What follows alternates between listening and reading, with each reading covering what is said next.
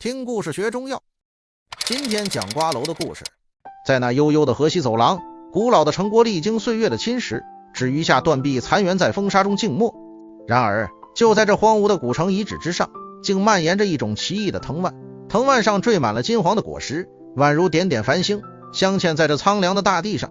而这果实之内，红瓤黑子相互映衬，恰似一幅神秘的画卷，其中竟隐藏着能涤除胸中顽痰的神奇功效。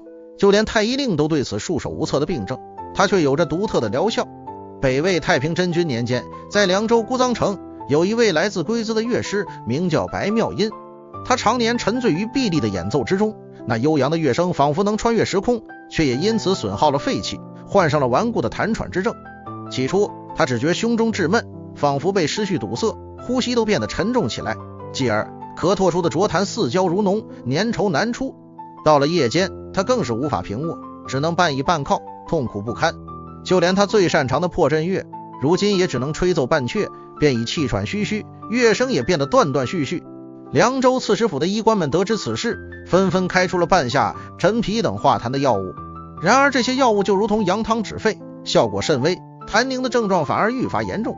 白妙音的病情日益加重，他的生活也陷入了无尽的痛苦之中。这一年的寒露时节，白妙音在佛诞法会上演奏，当他吹奏碧丽时，突然痰涌气闭，乐声戛然而止，碧丽竟被吹出了破裂之音。这突如其来的变故让众人惊愕不已，护墙校尉更是当众斥责道：此等浊气之猴，也配礼佛？这句话如同一把利刃，刺痛了白妙音的心。白妙音的粟特族弟子心急如焚，他想起了西凉杂记中金瓜敌臣的传说，于是他连夜骑马闯入祁连山路的废弃古城，在那茫茫的夜色中寻找着一丝希望。终于他在断壁残垣的烽火台下找到了一位看守烽燧遗址的土御魂巫医。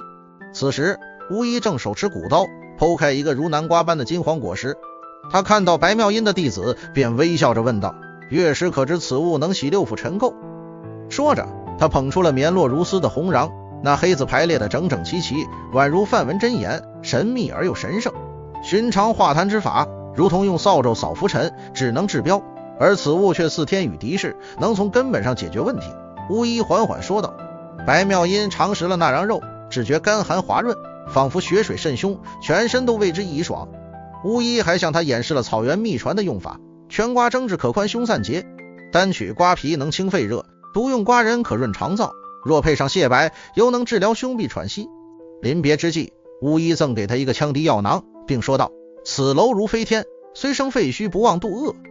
白妙音返家后查阅52病方残卷，果然看到了瓜楼治胸痹、咳唾脓血、长鸣悠悠的记载。他如获至宝，立刻取全瓜楼配蟹白白酒煎汤服用。当晚他的痰喘症状便渐渐平息。连续服用了21天后，胸膈畅快，仿佛多年的阴霾一扫而空。待到立冬之时，他竟能连续吹奏涅槃曲全套，乐声悠扬，仿佛重获新生。更令人惊喜的是，他多年的便秘之症，用瓜楼人秘丸后竟也得到了润通。此后白妙音将瓜楼的神奇功效分享给了身边的人。戍卒因风沙枪咳痰血，他交以瓜楼皮炖梨膏，旬日之间咳血便止住了。商队首领患胸痛彻背之症，用瓜楼蟹白板下汤100日之后康复如初。最令人称奇的是那年河西10疫，患者多现痰涌神昏之状，他教人在古城墙根栽种瓜楼，取食煎汤，竟阻止了千人痰厥，挽救了无数人的生命。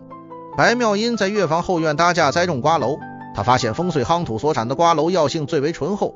某年佛窟香火熏枪，化工多染痰热咳血之症，他急忙取3年陈瓜楼配贝母研末，救回了数十位肺痨之人。晚年的白妙音将自己的经验和感悟铸成了《瓜楼涤痰录》。书中记载，瓜楼得昆土之精，其质柔滑，涤完痰非为化痰，实乃引离照化阴凝。凉州镇将听闻了白妙音的事迹，欲聘他为军乐教习。然而白妙音却笑指祁连雪峰，说道：宁守断垣培金瓜，不向辕门奏挠歌。他宁愿守着这断垣残壁，培育着那金黄的瓜楼，也不愿去那辕门之中演奏那挠歌。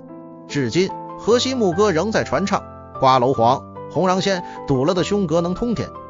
而每个采药人在采收瓜楼时，总要面朝佛窟诵经，留下3分种子任其飘散，以此来敬这丝路赐予的涤痰圣品。北齐天宝年间，此方随商队传入邺城，太医在疾验方中补注，凉州有金瓜楼，如敦煌飞天披帛，能拂去胸中千年弹着。而姑臧古城遗址的夯土层间，那些瓜楼藤年年秋深仍垂挂着金黄的果实，在西域的风沙中轻轻摇曳，仿佛是佛国永不停歇的清净梵唱，诉说着那一段段神奇的故事。小红书